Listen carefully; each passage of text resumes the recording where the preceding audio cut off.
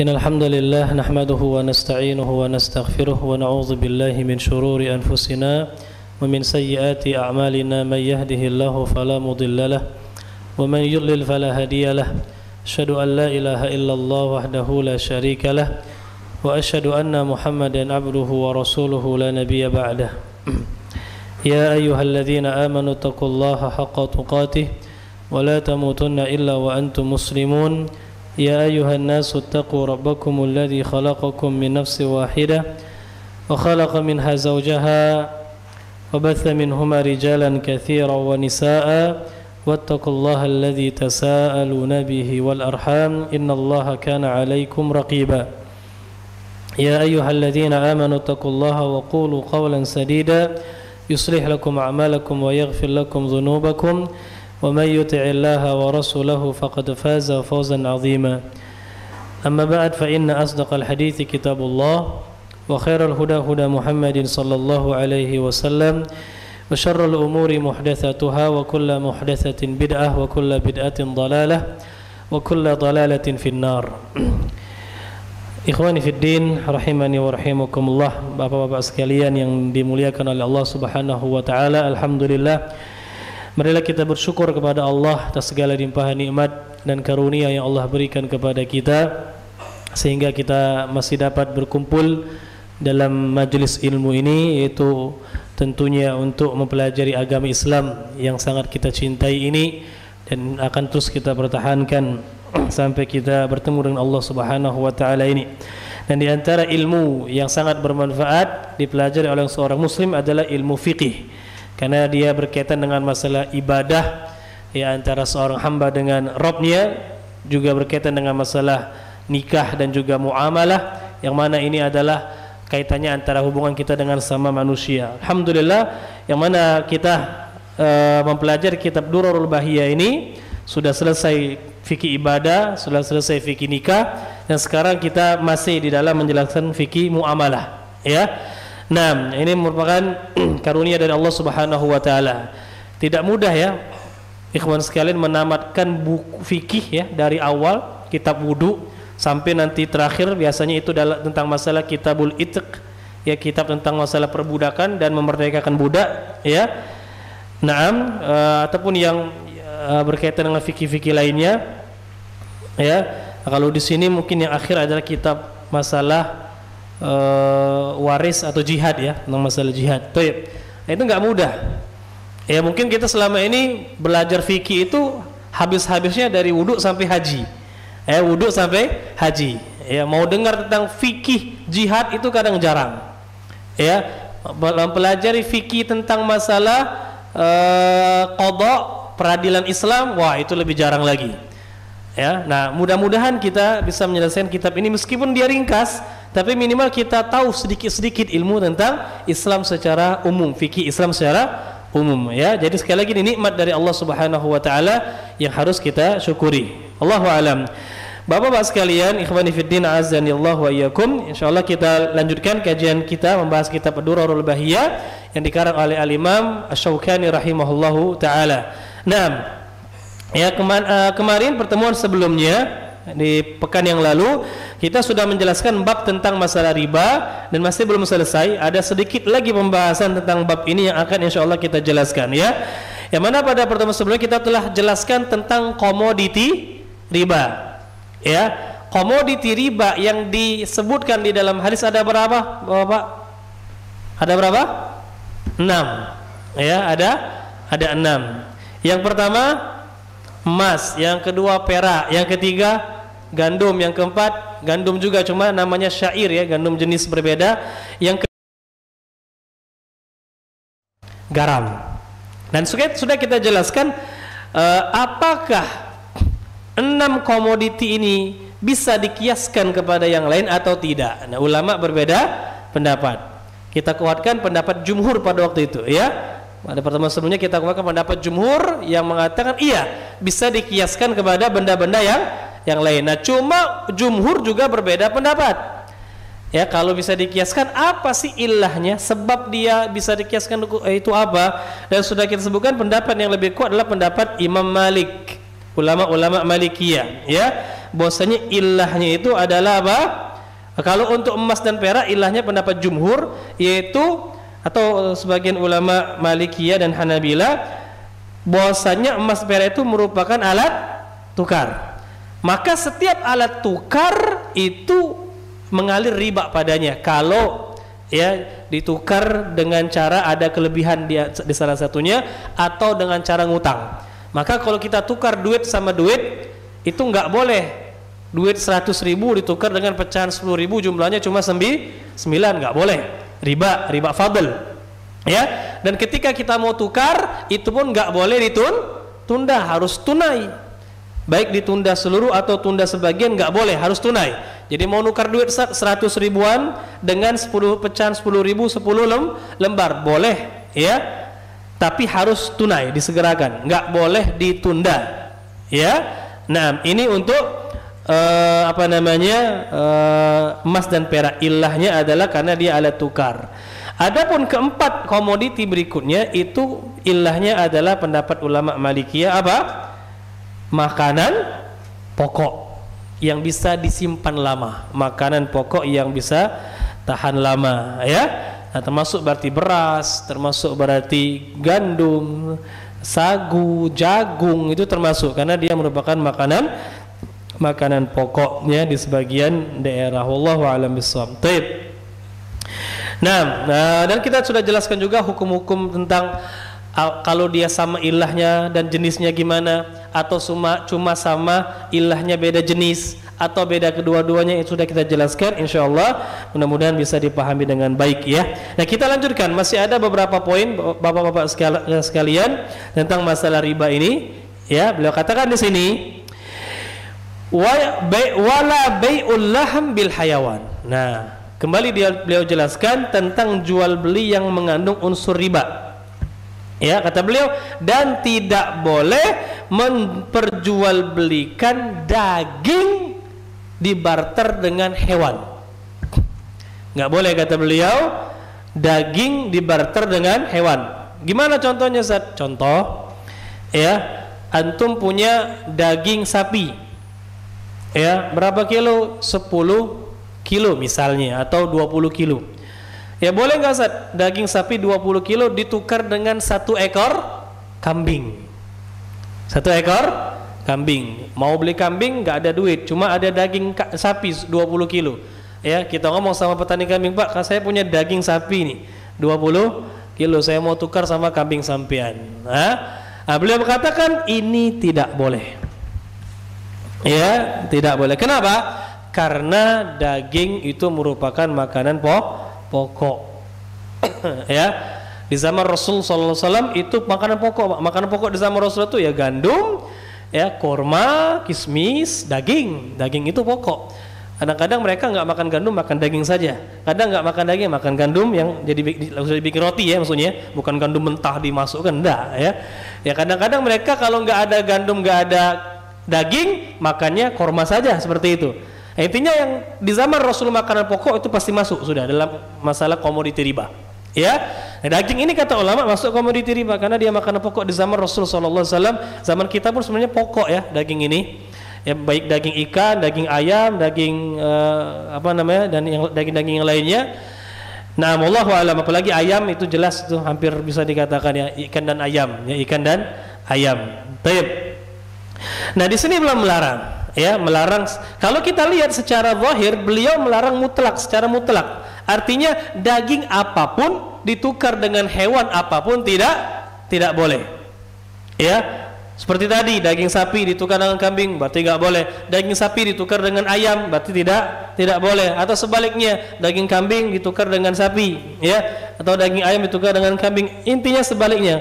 Secara umum kalau kita lihat pendapat beliau tidak membolehkan secara mutlak. Ya, nggak boleh berarti secara mutlak. Ini pendapat Imam Syaukani rahimahullahu taala. Nah, dan memang ini termasuk masalah khilafiyah. Ini termasuk masalah khilafiyah ya, Bapak-bapak sekalian rahimani wa rahimakumullah. Ada 4 pendapat. Ada 4 pendapat dalam masalah ini. Boleh atau tidaknya tukar ya, barter ya, barter daging dengan hewan yang masih hidup. Ya, boleh atau tidaknya. Naam, pendapat yang pertama mengatakan tidak boleh secara mutlak. Tidak boleh secara mutlak, ya. Dan ini pendapat yang dikuatkan oleh Al-Imam Syaukani rahimahullahu taala. Beliau atau ulama yang berpendapat enggak boleh ini berdalil dengan sebuah hadis yang diriwayatkan oleh Al-Imam Malik dalam Muwatta'nya, ya.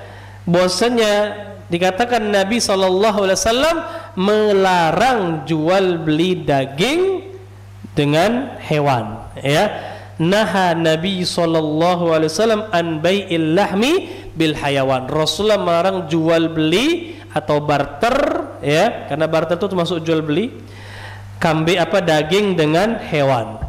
Nah, ini dalil mereka. Hadis diriwayatkan oleh Al-Imam Malik dalam Muwatta'nya dan ulama-ulama yang lain seperti Imam Syafi'i, ya, Imam Daruqutni dan ulama yang lainnya. Allahu a'lam. Nah, dari hadis ini mereka mengatakan berarti enggak boleh. Karena Rasulullah melarang dan sifatnya umum, tidak ada pengecualian, ya. Baik. Sebagian ulama yang lain pendapat kedua membolehkan, ya, membolehkan jual beli atau barter daging dengan hewan yang masih hidup. Boleh, ya. Naam. Cuma enggak boleh ditunda. Enggak boleh ditunda penyerahannya. Ya, dibolehkan kita punya daging 20 kilo tukar dengan kambing. Boleh-boleh saja, cuma tidak boleh ditunda. Ya, tidak boleh ditunda. Naam. Sebagian ulama yang lain mengatakan pendapat ketiga, ya,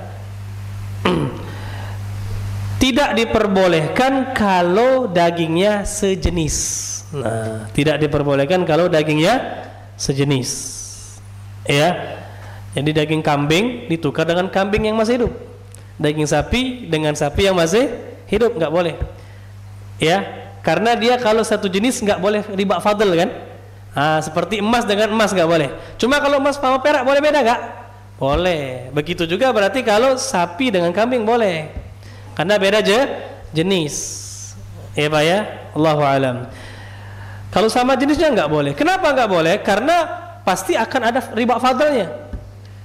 Betul, daging saya punya daging kambing 20 kilo tukar sama kambing yang masih hidup, beratnya sama 20 kilo. Iya, sama 20 kilo. Tapi kambing yang masih hidup ini 20 kilo belum disembelih. Kalau disembelih dagingnya mungkin nggak sampai 20 kilo. Nah, karena dia pasti akan ada perbedaan, maka dilarang. Riba fadl namanya. Itu sebabnya ulama melarang tuh, gitu loh, Pak.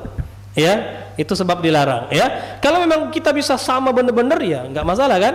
Tapi kan nggak mungkin seperti itu, karena hewan yang masih hidup itu ada bulunya, ada jeroannya, ya, ada tulangnya, seperti itu, ya kan. Maka terlarang. Jadi kalau sama jenis nggak boleh, kalau beda jenis boleh. Jadi 20 kilo daging sapi dengan 1 ekor kambing boleh. Ini pendapat ketiga. Pendapat pertama tadi nggak boleh secara mutlak, ya. Nah, pendapat yang keempat diperinci, ya. Kalau barternya itu memang niatnya untuk mencari dagingnya. Contoh, antum punya daging sapi 10 kilo ditukar dengan kambing, ya, ditukar dengan kambing, seperti itu. Sekarang antum mau beli kambing karena nggak ada duit, jadi pakai daging sapi, beda, ya. Nah, itu niatnya apa? Ya, niatnya apa? Mau makan daging kambing atau hanya sekedar pengen beli kambingnya bukan untuk disembelih, tapi untuk apa? Untuk indukan. Beda, ya. Nah, pendapat keempat mengatakan kalau niatnya untuk makan dagingnya nggak boleh. Tapi kalau bukan untuk makan daging nggak apa-apa. Ya. Kok bisa? Karena yang jadi riba itu adalah kalau daging dengan daging. Kalau daging dengan yang bukan daging berarti boleh. Ya, karena kita bukan mau beli dagingnya, tapi mau beli hewan yang untuk dijadikan indukan atau yang lainnya misalnya. Ya, Allahu a'lam. Pendapat keempat ini pendapat Syekhul Islam Ibnu Taimiyah rahimahullahu taala. Nah, perbedaan ulama, kenapa mereka berbeda pendapat? Ada beberapa sebab yang menjadikan alasan ulama beda pendapat. Di antaranya yang pertama, apakah daging setiap hewan itu adalah satu jenis tersendiri atau semua daging itu satu jenis?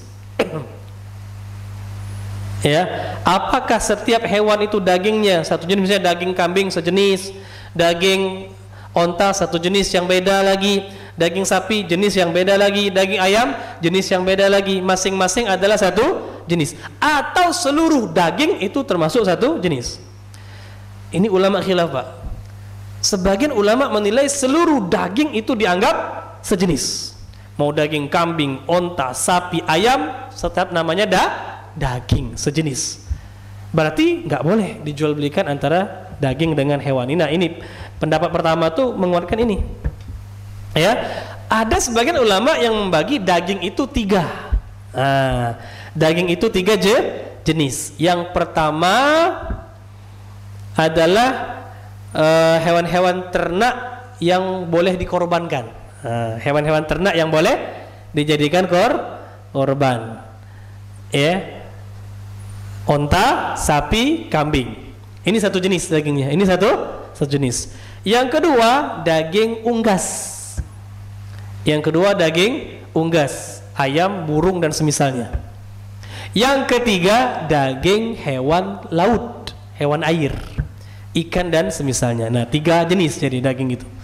Ya.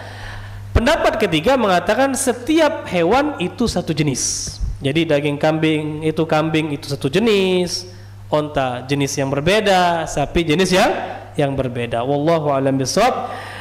Pendapat yang lebih kuat dari ini adalah setiap hewan itu satu jenis tersendiri, Pak. Ya, setiap hewan itu satu jenis tersendiri. Ya.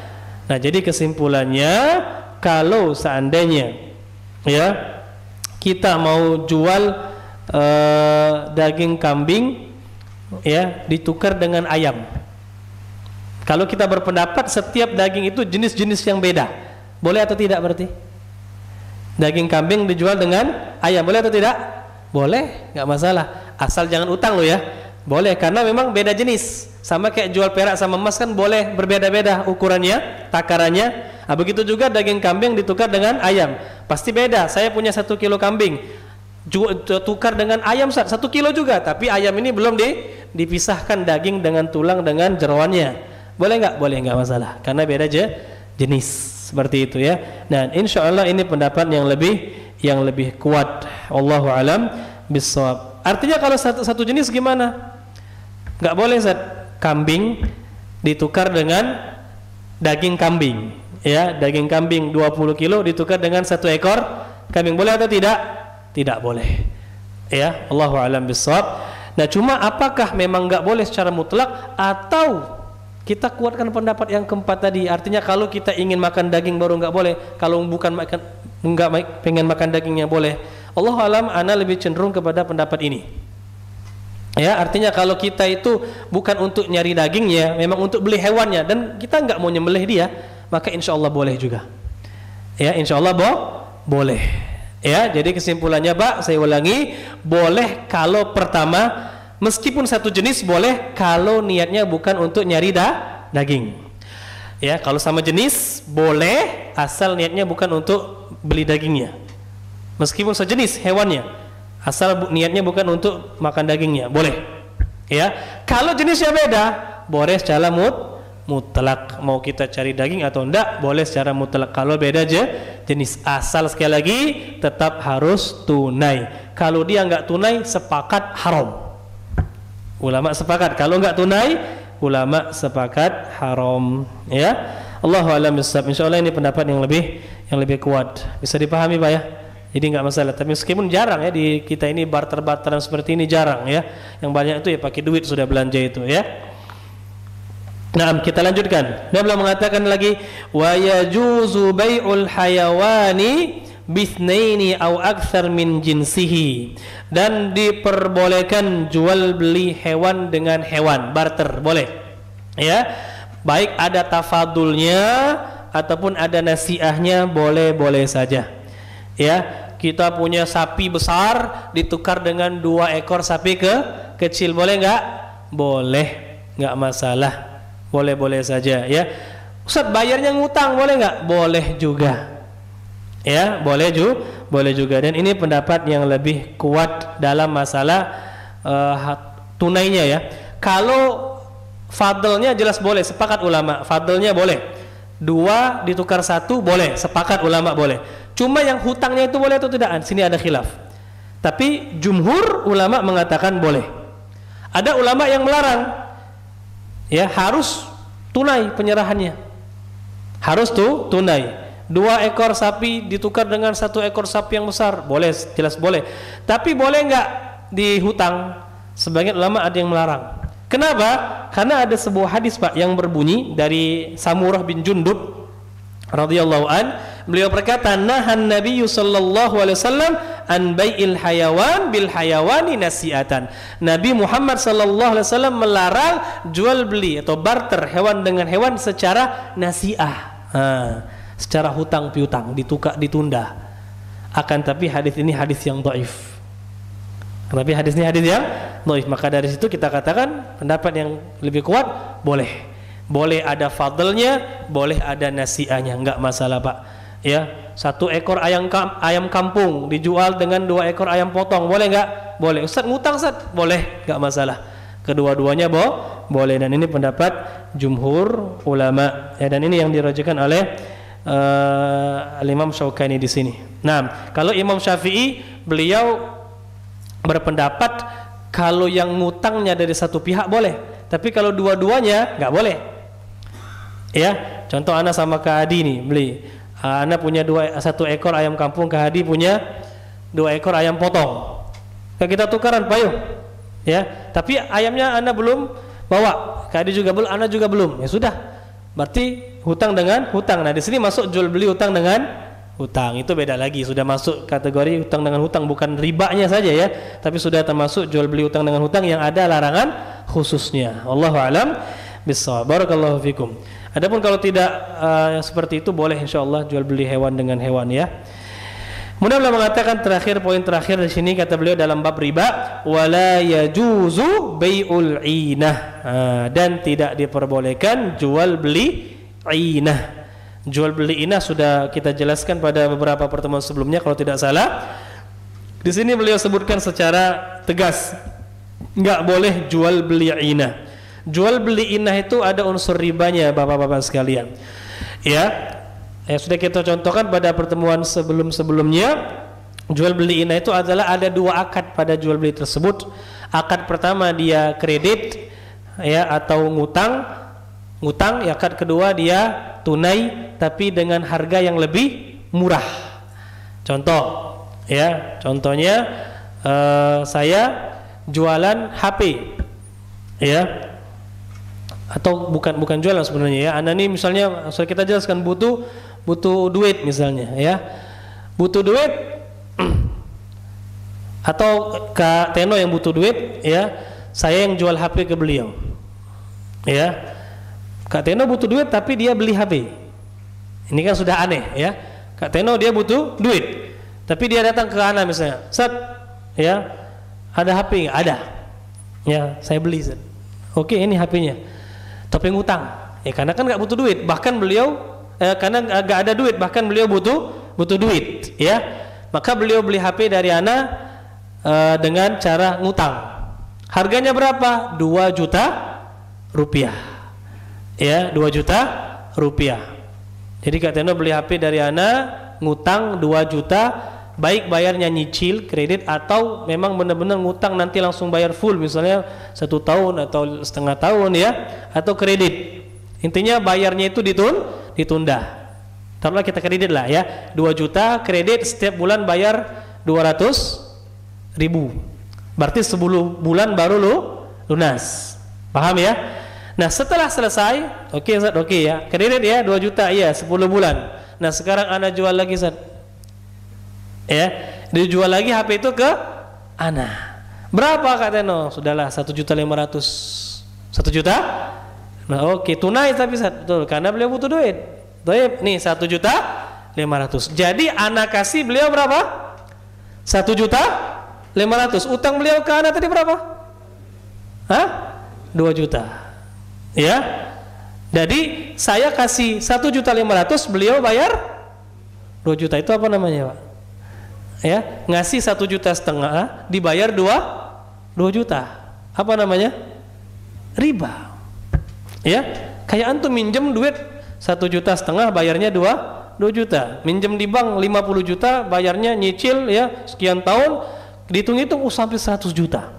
Utang cuma 50 juta tapi bayar 100 juta karena ada bunganya, ya. Sama. Ya kan? Anak kasih 1,5 juta tapi beliau balikin 2 juta. Ustaz, kan ini jual beli. Iya, tapi jual belinya ngakal-ngakali. Ya, mengakali syariat. Ini namanya hilah. Ya, bahkan ini bisa jadi dosanya jauh lebih besar daripada benar-benar langsung, Ustaz, Anda minjem 2 juta, 1,5 juta, Ustaz, nanti Anda balikkan 2 juta. Ya, itu benar-benar riba. Kalau ini main-main, ya, ada kayak jual beli padahal ujung-ujungnya riba. Ya, bisa jadi ini lebih keras. Kenapa? Karena ini perbuatan orang Yahudi, ya. Seperti itulah orang Yahudi itu ngakal-ngakali syariat yang diturunkan kepada nabi-nabi mereka. Wallahu a'lam bissawab. Barakallahu fikum. Nah, ini jual beli yang terlarang, Pak. Ini jual beli yang terlarang. Ustaz, memang kami enggak niat. Kak Teno enggak niat, Ana enggak niat. Benar-benar beli seperti itu, ya tiba-tiba esok harinya dijual. Meskipun seperti itu enggak boleh.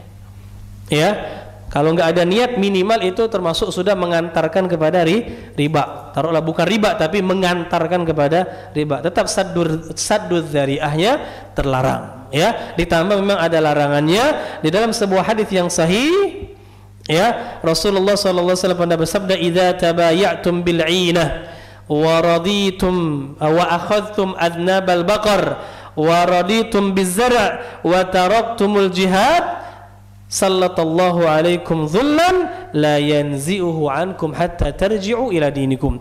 Apabila kalian melakukan jual beli dengan cara inah, nah inah yang sudah kita jelaskan tadi, kemudian kalian sibuk dengan hewan-hewan ternak kalian, dan juga kalian ridho dengan pekerjaan kalian bercocok tanam, artinya sibuk dengan cocok tanam kalian, dan kalian meninggalkan jihad di jalan Allah, nggak mau ibadah lagi, ya, sibuk nyari dunia. Itu maksudnya, kata ulama itu, ini adalah isyarat maksudnya apa? Sibuk nyari dunia, sibuk beternak, sibuk bercocok tanam. Kalau zaman kita mungkin nggak cocok tanam, nggak beternak, tapi sibuk apa? Sibuk nyari duit. Kerjanya luar biasa, sibuk banting tulang dibanting-banting, ya. Kemudian juga siang malam sibuk nyari duit, ya. Lupa dengan ibadah. Jauh dari ibadah, jauh dari majelis ilmu, ya. Maka apa kata Allah? Allah akan timpakan kepada kalian kehinaan. Dan inilah, kalau kita lihat kenapa kaum muslimin sekarang itu berada pada kehinaan, bukan gara-gara kita nggak ada senjata nuklir, bukan, Pak, ya. Kenapa kaum muslimin kalah sama orang-orang kafir Rusia, kafir Amerika? Bukan gara-gara kita nggak ada senjata nuklir, bukan gara-gara kaum muslimin dikit, enggak, miliaran, Pak. Umat Islam di dunia ini miliaran. Ya, tapi apa sebabnya, Ustaz? Karena mereka jauh dari agama, sibuk mencari dunia. Ya, nular dari penyakitnya orang kafir. Ya, punya gaya hidup hedonisme. Na'udzubillah. Ya, nah kata Allah, Allah akan timpakan kehinaan. Dan Allah nggak akan cabut kehinaan ini, ikhwan. Sampai kapan? Sampai kalian kembali kepada agama kalian, kata Allah. Jadi kuncinya satu, kalau Islam mau berjaya, umat Islam mau jaya lagi apa? Balik kepada Islam yang hakiki, yang diturunkan oleh Allah kepada Rasulullah, yang Rasulullah ajarkan kepada sahabat beliau ridwanullahi alaihim. Allahu a'lam bissawab. Nah, ini jual beli inah dan ini hukumnya diharamkan, ya. Betul, memang ada khilaf di antara para ulama, Pak, dalam jual beli inah ini. Ada sebagian ulama yang membolehkan kalau memang nggak ada niat buruk, memang murni jual beli, ya. Tapi pendapat yang lebih kuat tidak boleh secara mutlak, dikarenakan saddud dzari'ah kepada riba. Dan ini pendapat jumhur, yang mengatakan nggak boleh itu pendapat jumhur, Imam Malik, Imam Abu Hanifah, Imam Ahmad, Ibnu Hazm, ya, dan ulama-ulama yang lainnya. Wallahu a'lam. Barakallahu fikum, ini beberapa pembahasan tentang masalah riba yang bisa kita sampaikan di sini yang dijelaskan oleh Al-Imam Syaukani rahimahullahu taala. Nah, kita lanjut, kita pindah ke bab selanjutnya. Ya, bab selanjutnya dari fikih muamalah jual beli ini beliau mengatakan babun fi hukmil khiyarat, yaitu tentang masalah khiyar, tentang masalah hak khiyar. Apa itu hak khiyar? Sudah kita singgung kalau nggak salah. Ya, hak khiyar itu bapak-bapak sekalian adalah hak pilihan, hak memilih untuk melanjutkan jual beli atau membatalkannya. Di dalam Islam, ya, itu diatur dalam jual beli itu namanya ada hak khiyar. Dan hak khiyar ini bermacam-macam, Pak. Hak khiyar ini bermacam-macam. Ya, yang intinya itu kembali kepada 3. Ya, banyak macam-macam, tapi intinya kembali kepada 3 jenis hak khiyar. Yang pertama namanya khiyar majlis. Yang pertama namanya khiyar majlis. Yang kedua khiyar syarat. Yang kedua khiyar syarat. Ya. Yang ketiga khiyar aib. Khiyar aib. Aib itu apa? Aib, cacat, ya. Nah, maksudnya ada cacat di dalam barangnya. Nah, jadi ada 3 pokok, ya, 3 jenis pokok khiyar. Nah, wallahu a'lam. Meskipun ulama sebagian ada membagi-bagi lagi itu, ya, kalau kita lihat kembali kepada ketiga jenis khiyar ini, ya. Secara umum khiyar itu ada 3 ini, khiyar majelis, khiyar syarat, dan khiyar aib. Nah, khiyar majelis apa? Khiyar majelis adalah hak kita untuk memilih lanjut atau tidaknya akad kita selama kita masih dalam satu majelis, belum pisah antara penjual dengan pembeli. Dalil khiyar majelis adalah sabda Rasul sallallahu alaihi wasallam, al-bayyi'ani bil khiyari ma lam yatafarraqa. Ya, penjual dan pembeli itu masih boleh membatalkan atau melanjutkan jual beli, intinya punya hak khiyar selama mereka belum berpisah. Ya. Pisah di sini gimana? Ya, pisah secara adat lah, secara yang kita maknai misah itu apa sih? Nah, seperti itulah, dikembalikan kepada urf. Ya, nah kalau kita beli jual belinya dalam toko, berarti ketika kita sudah keluar toko berarti misah.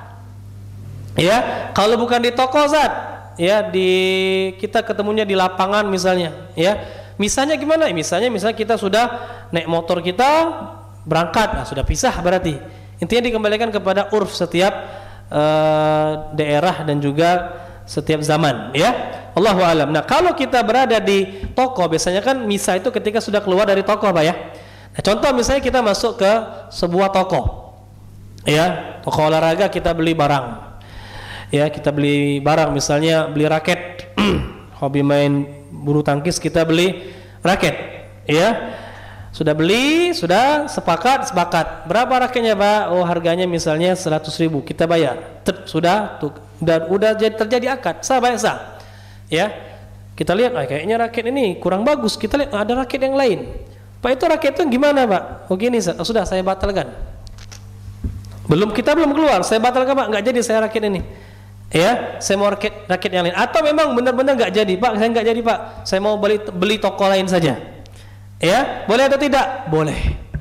Dan penjual nggak boleh menghalangi, harus ridho dia.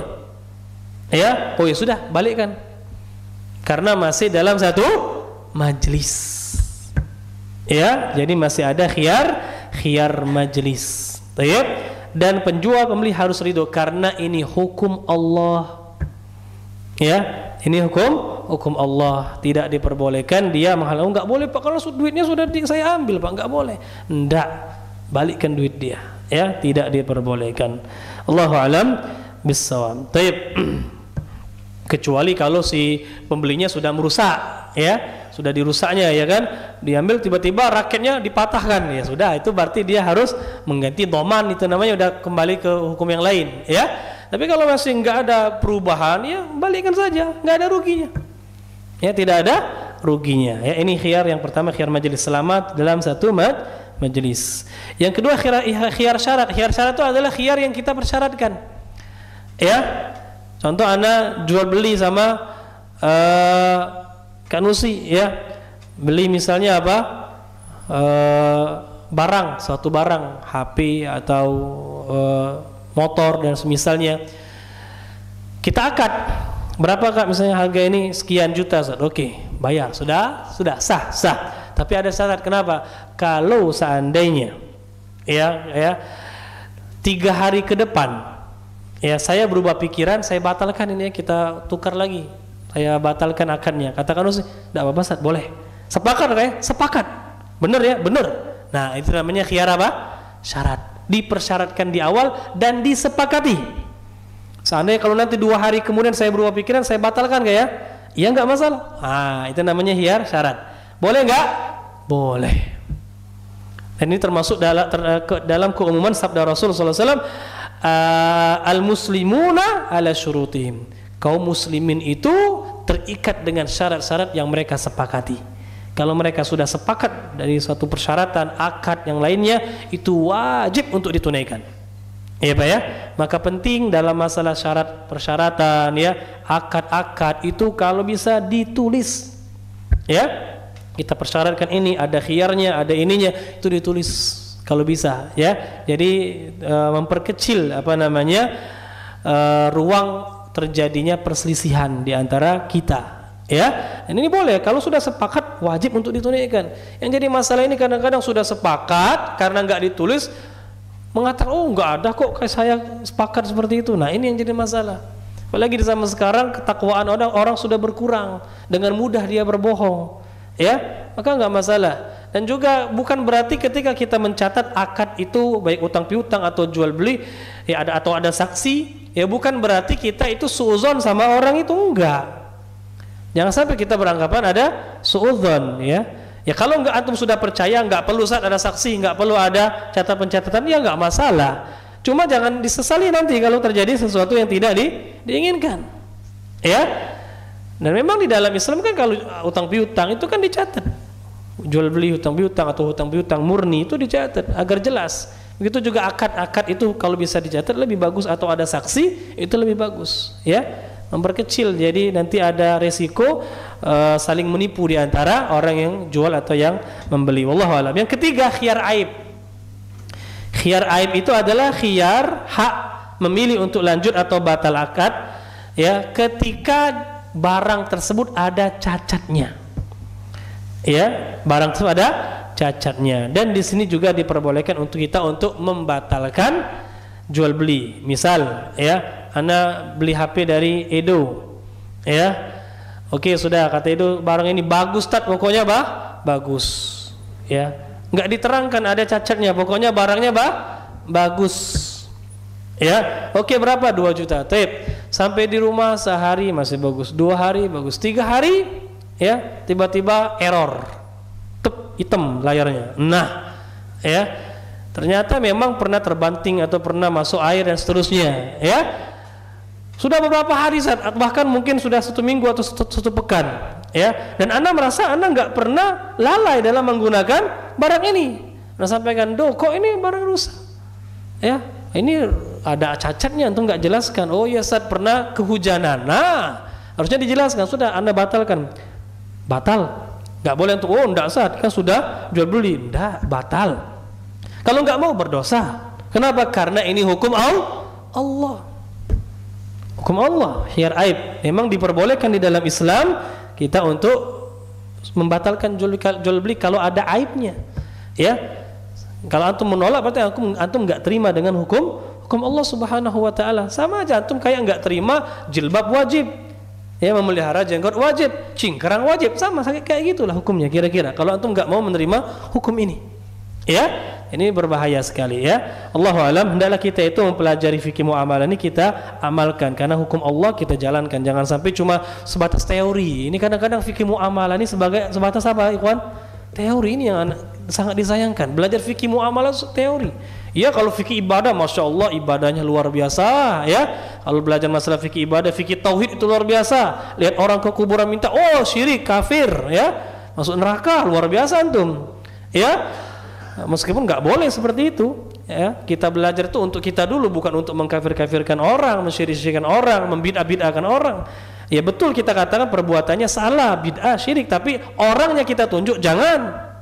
Ya, yang lebih bagus tuh ya tentunya kalau untuk yang memvonis itu jangan kita itu tugasnya memperbaiki diri. Itu vonis itu ulama, ya, yang sudah punya ilmu yang mumpuni seperti itu. Allahu a'lam, yang juga punya hikmah dan tahu mana maslahat mana madarat. Allahu a'lam bissawab. Kalau ibadah kadang-kadang kita bagus, alhamdulillah.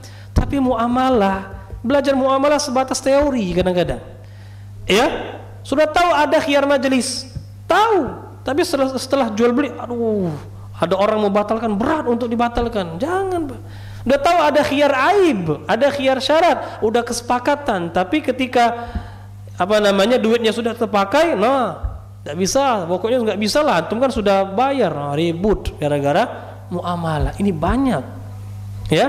Kadang-kadang saking nggak bisa bertemunya ya terpaksa, Ustaz tolong tengahi kami. Nah sudah, kalau sudah menengahi masalah muamalah itu berat, Pak. Ya kenapa? Kita juga nggak dapat bagian, ya seperti itu, yang dapat ribut saja.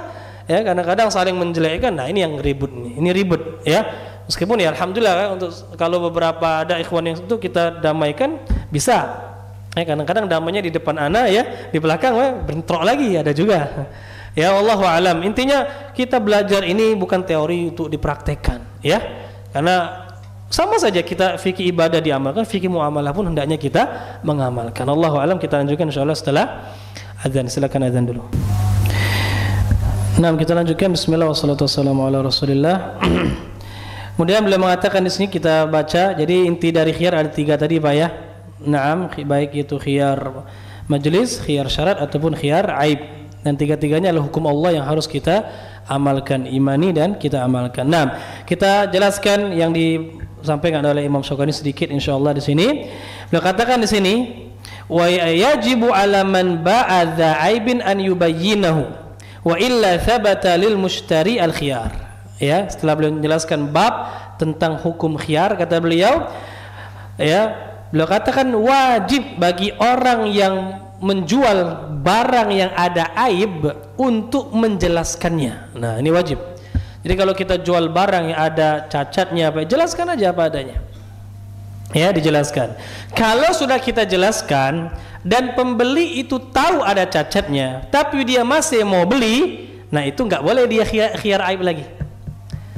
Jadi khiyar aib tadi, Pak, boleh kalau memang si pembeli tidak tahu. Kayak tadi kan, beli HP dari Edo tidak jelaskan cacatnya, kemudian baru ketahuan, nah itu boleh Anda batalkan. Tapi kalau sudah jelas, Ustaz, HP ini Anda jual murah 1 juta cuma, pada harga aslinya 5 juta. Kenapa kok bisa murah? Karena pernah jatuh, Ustaz. Pernah jatuh atau pernah terkena air dan seterusnya. Mau, Ustaz? Takutnya nanti rusak lagi, enggak masalah lah. Mudah-mudahan enggak rusak. Oke, sepakat. Udah Anda jelaskan tadi? Iya. Sudah.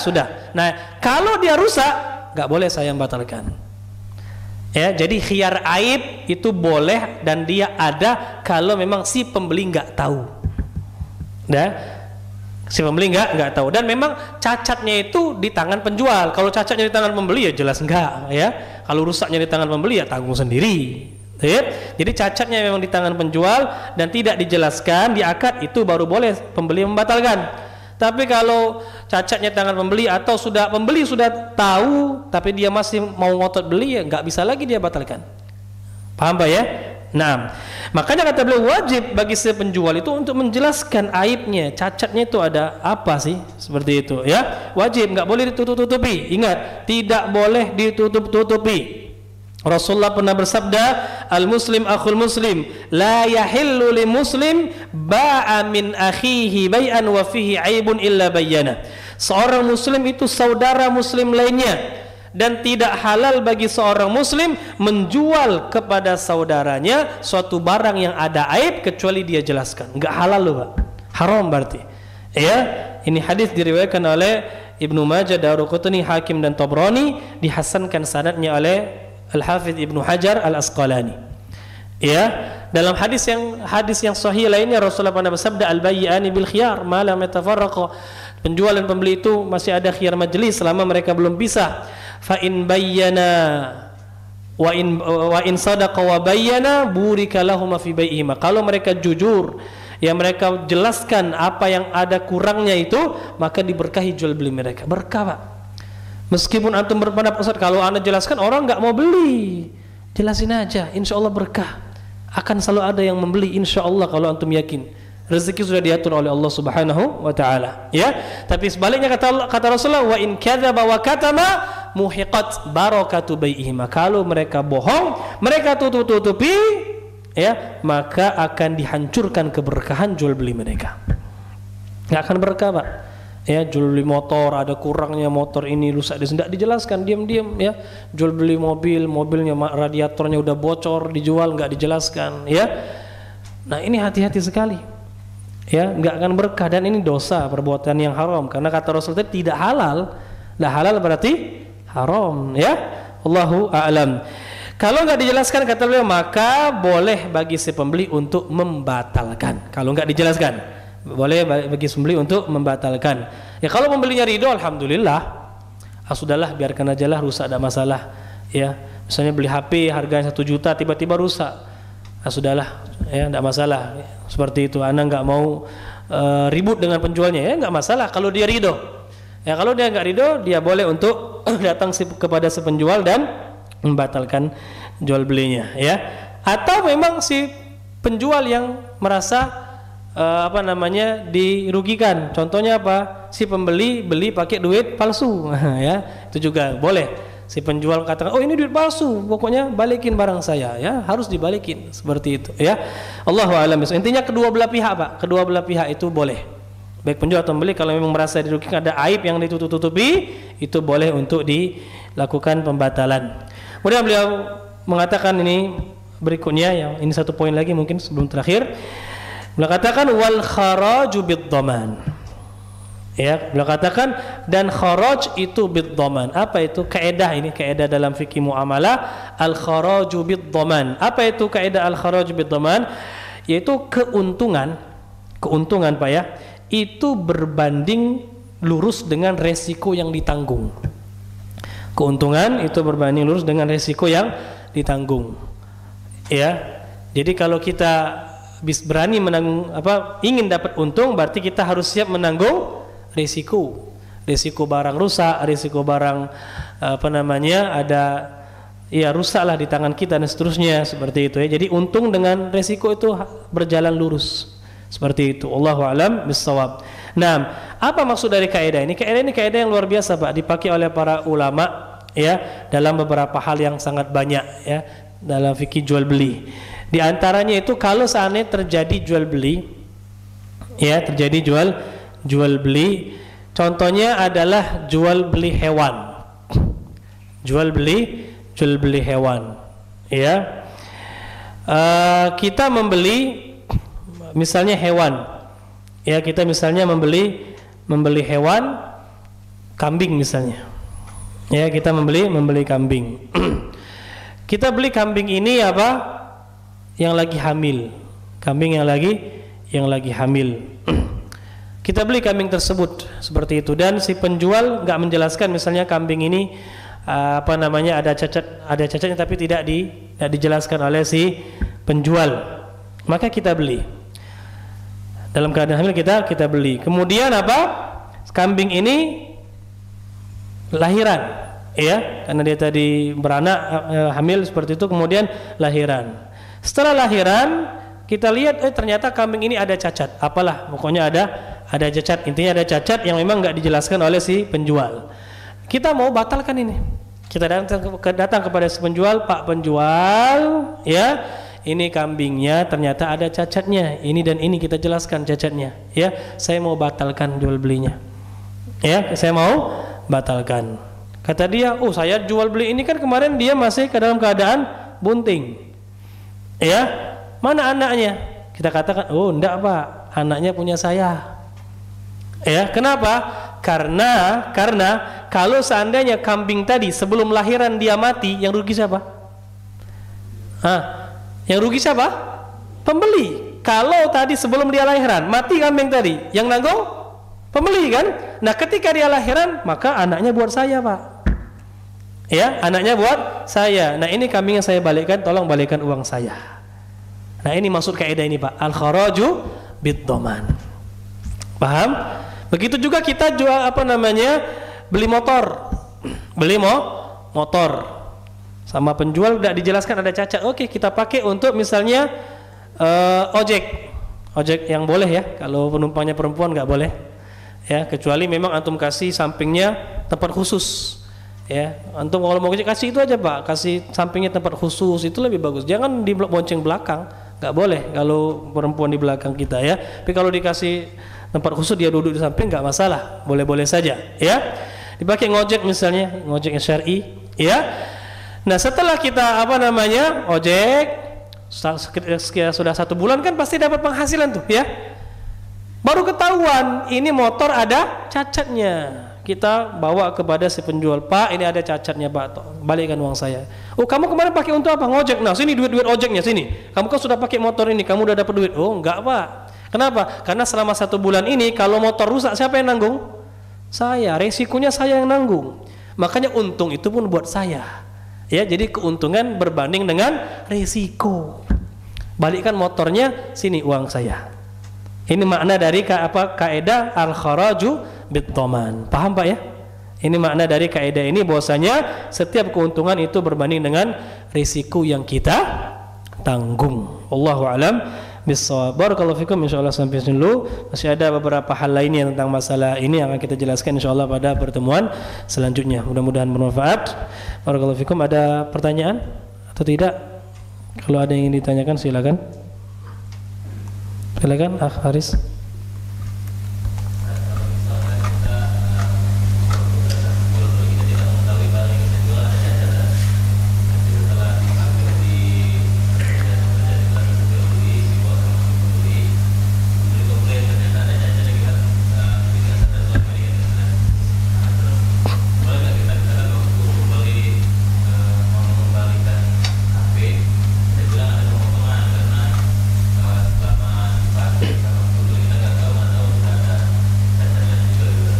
Nah, kalau kita memaksa nggak boleh, tapi kalau sesuai keridoan nggak masalah.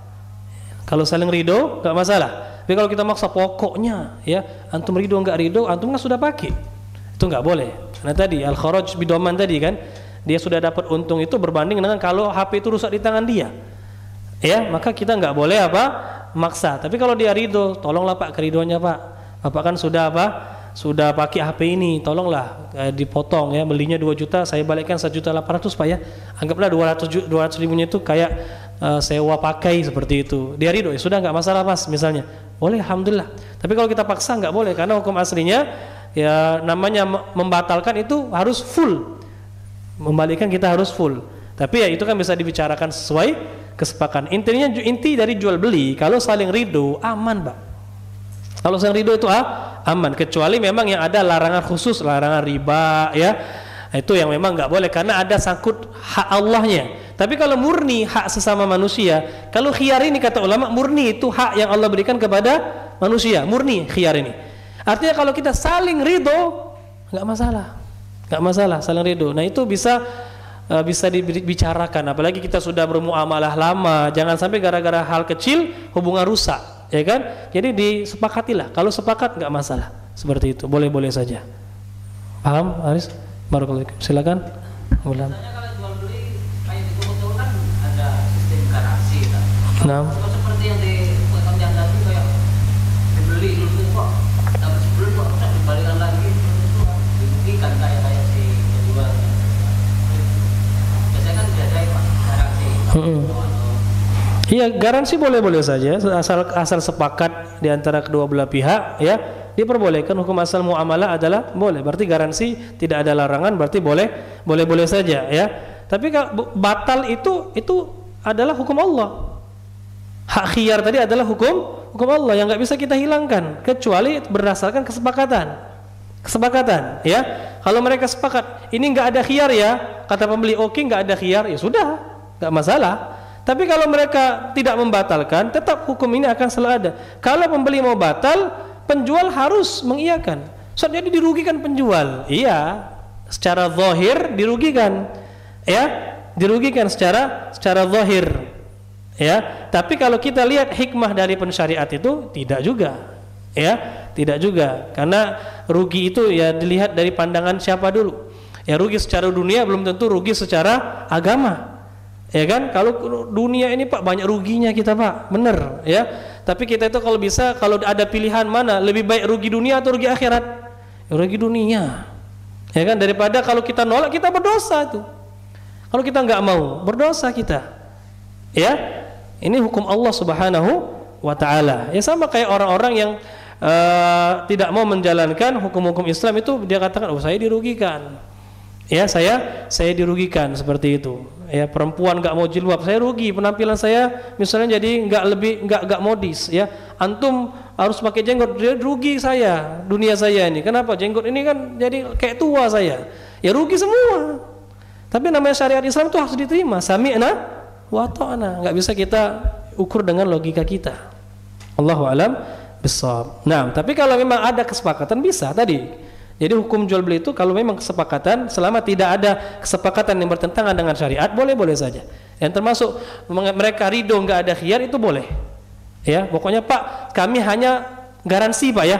Khiyarnya kita batalkan Pak ya, Bapak setuju. Kalau Bapak nggak setuju, silakan cari penjual lain. Kita nggak maksa loh Pak. Kita nggak mengatakan khiyar itu bukan hukum Allah, enggak. Kami imani Pak. Khiyar itu hukum Allah. Tapi kalau mau Bapak mau beli sama kami, khiyarnya kita batalkan saja Pak, tapi kami ganti dengan garansi. Oh oke, nggak masalah, sepakat. Ya, coba disepakati dengan cara yang baik-baik seperti itu. Allahu a'lam. Nah, silakan.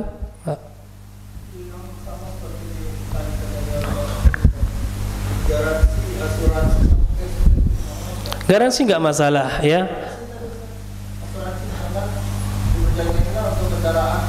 Iya.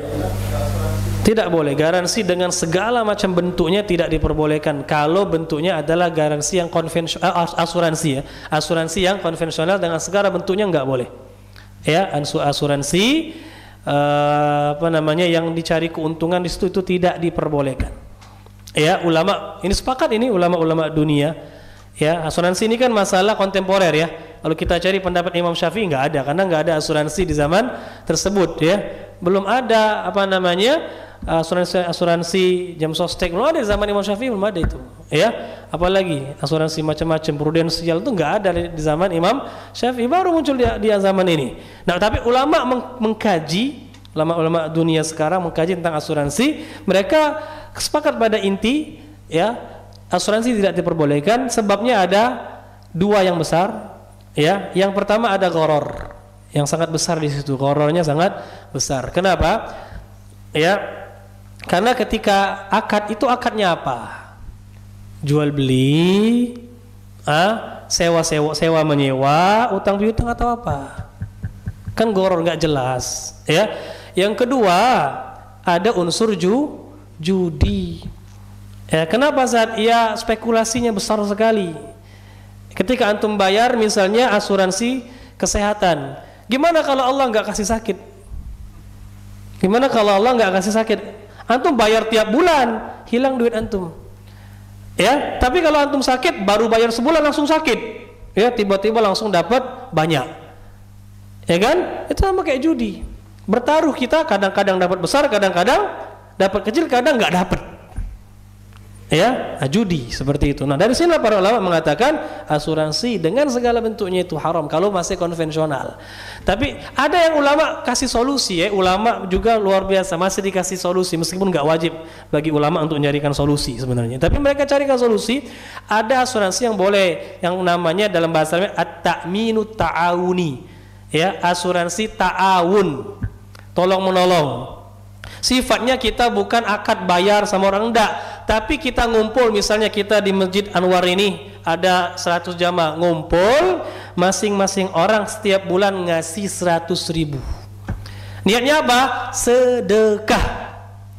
Artinya enggak harap balik. Ingat, namanya sedekah sudah kita kasihkan, enggak harap balik. Kalau asuransi konvensional antum harap balik enggak? Pasti, meskipun enggak dalam bentuk uang tapi enggak dalam bentuk fasilitas. Ya kan? Nah ini sedekah sudah sebulan 10.000 lah, ringan. Kalau berat 10.000 terus. Saat ini kalau gimana kesepakatan? Kalau di antara anggota ada yang sakit, pakai untuk dia. Ya, kita gimana Zat? Kalau kita nggak sakit, ini kan namanya sudah infak. Namanya infak udah kasih orang untuk maslahat, bukan untuk kita lagi. Seperti itu. Saling membantu satu dengan yang lain. Boleh seperti ini. Ini bagus. Ana pengen bikin seperti ini sebenarnya, cuma kalau sudah bikin duit ini ngeri, ya. Emang kayaknya enak saja, kayaknya saja kita bisa membantu teman-teman. Betul enak. Itu kalau duitnya baru dikit 10.000 dari 100 orang baru 1 juta sebulan, ya.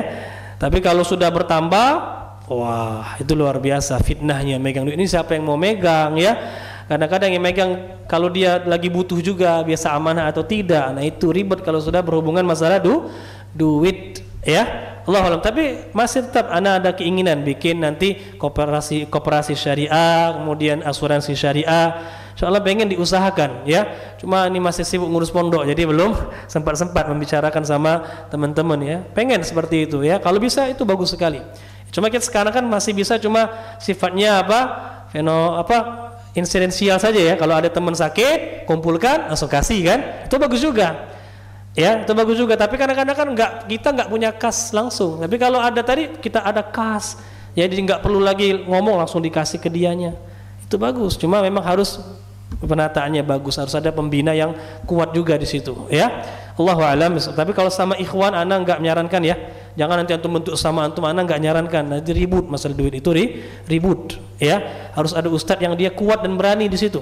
Ya, dan ditaati oleh ikhwan. Kalau enggak, ya, ribut juga nanti ujung-ujungnya, ya. Apalagi ustadznya yang enggak amanah, ini lebih ribut lagi, ya. Dia nyuruh orang itu, dia yang nilep duitnya, nah ini berbahaya, ya. Ini asuransi enggak boleh, tidak diperbolehkan, ya. Kalau cashback boleh, kalau garansi boleh. Ini itu hukum asal, tidak ada hukum asal muamalah boleh selama tidak ada dalil yang mengharamkan. Nah, wallahu a'lam bishawab. Jadi asuransi seluruhnya termasuk BPJS nggak boleh kalau antum bayar sendiri, ya. Kalau gratis boleh dari pemerintah, ya, diperbolehkan. Tapi kalau antum bayar yang mandiri, ya nggak boleh, berarti tidak diperbolehkan karena termasuk dalam kategori asuransi. Bedanya apa dengan asuransi yang lain? Apa bedanya, Pak? Ada nggak bedanya? Nggak ada. Apa, Pak Alfian?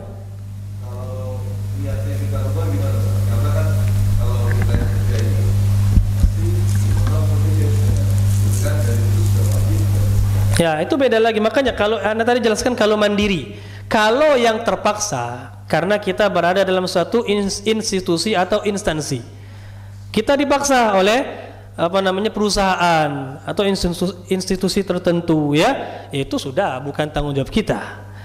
Hukumnya halal? Enggak, cuma kita enggak dosa. Itu bedanya. Tetap enggak boleh, cuma yang dosa bukan kita, ya, perusahaan. Seperti itu, ya. Perusahaan bisa dosa enggak, Sir? Bisa jadi enggak juga kalau dipaksa pemerintah. Jadi yang nanggung siapa? Yang memaksa, ya, yang memaksa. Tapi kalau kita kerja wira swasta, ya, enggak ada yang memaksa, enggak usah, tidak usah, ya. Alhamdulillah, anak sampai sekarang enggak ada rekening, enggak ada asuransi, enggak ada, bisa hidup kok, bisa hidup, ya, nikmat hidup kita, enggak pusing mikir ini, mikir itu. Nanti sakit gimana? Alhamdulillah, anak-anak sakit ada aja jalannya, Pak. Ya, ada aja jalannya, ya. Sakit paling cuma demam, ya, cuma pilek, ya. Anak-anak lah paling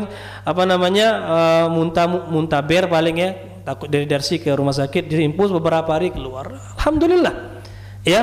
Antum itu sudah suuzon sama Allah, husnuzon sama BPJS, ya. Jadi ketika keluar bukan bismillah tawakkaltu ala Allah lagi, bismillah tawakkaltu ala BPJS, ya. Sekarang kan kalau sudah daftar BPJS itu aman. Dari siapa antum ini? Antum terus sudah rusak tawakalnya, itu masalahnya. Tawakalnya udah rusak, ini yang jadi masalah. Tapi kalau tawakal sama Allah nggak khawatir. Ustaz, zaman sekarang, buktinya, Pak, zaman sekarang nggak ada itu semua. Bisa hidup anak, ya. Jadi bisa, tergantung tawakal dan keimanan antum sama Allah Subhanahu wa Ta'ala, ya. Barakallahu fikum. Masih ada pertanyaan? Cukup, ya. Itu terakhir insyaallah.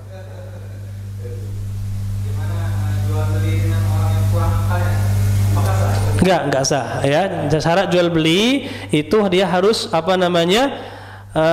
rusd, ada rusdunnya. Rusdun itu dia bisa berakal, ya, berakal. Makanya anak kecil sebelum mumayyiz itu enggak sah jual beli dengan anak kecil yang belum mumayyiz, enggak sah kata ulama. Ya, kalau dia udah mumayyiz, sudah paham duit, boleh, ya. Seperti itu. Karena dia harus ya bulughul ar-rusda. Ada nama ar-rusydu, itu syarat bolehnya jual beli. Dia paham. Kalau dia nggak berakal nggak boleh, tidak diperbolehkan jual beli, nggak sah jual belinya. Ya, apa? Nggak boleh. Karena syarat jual beli kan harus ada saling ridho. Orang yang akalnya kurang dia nggak tahu ridho atau enggak, ya kan? Maka tidak diperbolehkan. Ya, jadi jual beli itu sama orang yang sedang sadar, waras, akalnya sempurna. Allahu a'lam bishawab. Barakallahu fikum. Cukup sampai sini insyaallah, mudah-mudahan bermanfaat. Subhanakallahumma bihamdik, asyhadu an la ilaha illa anta, astaghfiruka wa atubu ilaik. Assalamualaikum warahmatullahi wabarakatuh.